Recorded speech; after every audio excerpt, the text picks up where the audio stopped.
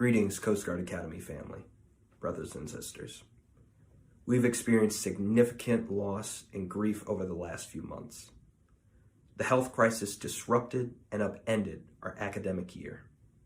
Some of us lost loved ones to COVID-19, and many of our families felt the economic sting of the shutdown. It has truly been a rough few months. Tension continues.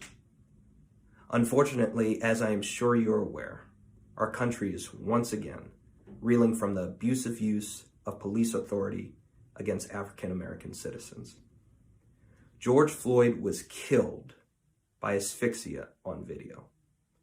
2 months ago, a Louisville EMT, Breonna Taylor, was killed while she slept. A month prior to that, Ahmaud Arbery was chased and gunned down on video while jogging in Georgia. These are just the latest cases in a long list of killings that appear to stem from racial hatred.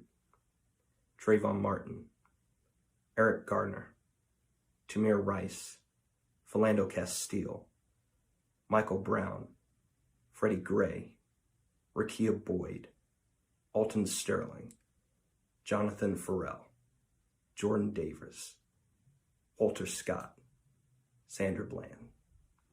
How many more? My fellow cadets, yes, this is an uncomfortable conversation, but as uncomfortable as it may be for you to think about, talk about, or even hear about the situation at hand, it must be done because our training calls us to say something when we see something. It calls us to be leaders of character. It is a moral disgrace and a legal injustice when one's life is treated with such reckless carelessness, especially at the hands of law enforcement, who are sworn to protect and serve the people of the United States. Absolutely no one should have to live in fear of their safety or their loved one's safety, simply based on the color of their skin. Our time at the Academy has taught us many things, but of those, the most important is that we must confront our discomfort, and we must actively engage in situations and events that seek to contradict or break down or tear down our core values.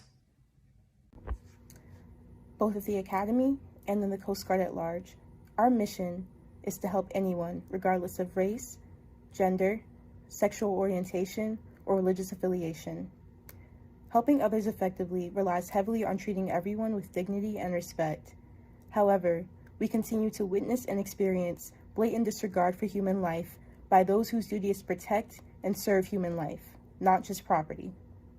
But let's be clear, the lack of respect and dignity displayed by the officers is a reflection of their lack of humanity, not their victims' lack of humanity. What has been displayed in these various cases is that a deep chasm exists between America's stated values and America's lived behavior. Our role as Coast Guard cadets and as soon-to-be officers and as human beings is to help fill this gap. One of the duties of Genesis Council is to foster an atmosphere in which individuals feel free to express culture norms, discuss events in society, and have a space where all students feel comfortable being and expressing themselves. Genesis is obligated to ensure that we do not live life blinded to the racial injustices and ills that plague our country today. This is not a time for pity. Now's the time for listening and understanding. Now's the time for allies to influence their families and friends to do the same. Now's the time to deepen our intellectual understanding of the ideas of historical realities that gave birth and continue to nurture these systemic acts of injustice. Faculty and staff, we need you. We need you to continue to foster an environment that promotes and defends equity-minded learning. We need you to develop a curriculum that helps the core better understand the complexity of race in this country. We need you to provide the resources to help build our capacity to creatively and competently lead efforts, both large and small, to dismantle systemic racism and create a Coast Guard Academy community, an American community, a world community all have reason to value. We need you to teach and learn with us. Alumni, your generational wisdom is critical to our success at the Academy and as Coast Guard officers. We ask you to deepen your commitment to mentorship. We need to know the experiences that have shaped your career. We need to know the challenges you face and the best practices that help you to persevere and overcome those challenges. We need intentional interaction and collaborative discussions that speak to our place and purpose in this organization. At the close of his book, Call Sign Chaos, Learning to Lead, Secretary James Mattis writes, "What concerns me most as a military man coming out of a diverse yet unified culture is not our external adversaries, instead it's our internal divisiveness. We are dividing into hostile tribes cheering against each other, fueled by emotion and mutual disdain that jeopardizes our future, instead of rediscovering our common ground and finding solutions. The Genesis Council is committed to understanding the lived experiences of our fellow shipmates and our fellow Americans. We believe, like Secretary Mattis further reminds us, that to preserve our leadership role, we need to get our country's act together first, especially if we are to help others. So with that being said, we plan on doing our homework, seeking out and sharing education and awareness, having those uncomfortable conversations, and creating opportunities for strategic engagement. Thank you for your time. Thank you for your attention. Thank you for your support. And most of all, thank you for standing in solidarity with the Genesis Council and United States Coast Guard Academy."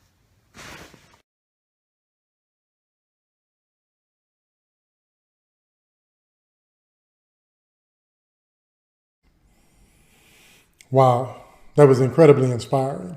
Thank you, Genesis Council, for your courageous words.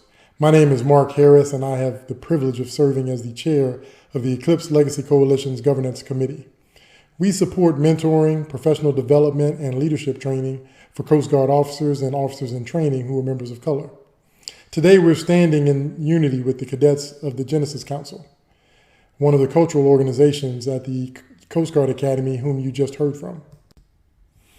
Listen, the events of last week have been extremely difficult to deal with, and the death of George Floyd has sparked outrage from Americans all across this country and many others. As a human being with any aptitude for compassion, your heart probably hurts like mine. I'm deeply disturbed, even angered, by the gruesome images of Floyd's body laying in the street. It causes me great concern for all people of color whose lives are not valued by those who hold positions of power. The video you just viewed was recorded by concerned cadets, or should I say future leaders, who dare to share their voices and be transparent about how these recent events have impacted them and what steps they can take personally to ensure that they become a part of the solution. I ask you to do like I did. Listen to these cadets, respect their feelings, appreciate their perspective, and admire their courage as they seek out intentional interaction and collaborative discussions within the organization. The Eclipse Legacy Coalition supports their leadership in having this conversation, and we stand with them proudly to provide professional development and equity-minded leadership training that will educate us all. And to all who would have the courage to stand with us, I ask you for your participation. Join us in mentoring cadets and junior officers.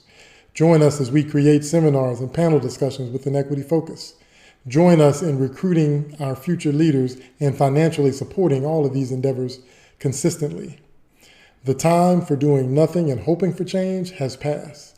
Let's spark change together as we strive for a more inclusive Coast Guard community. Now, we plan to post this video link on our Eclipse Legacy Coalition Facebook page, and we also encourage those at the Academy to do something similar. Thank you today for listening and hopefully hearing what the cadets had to say.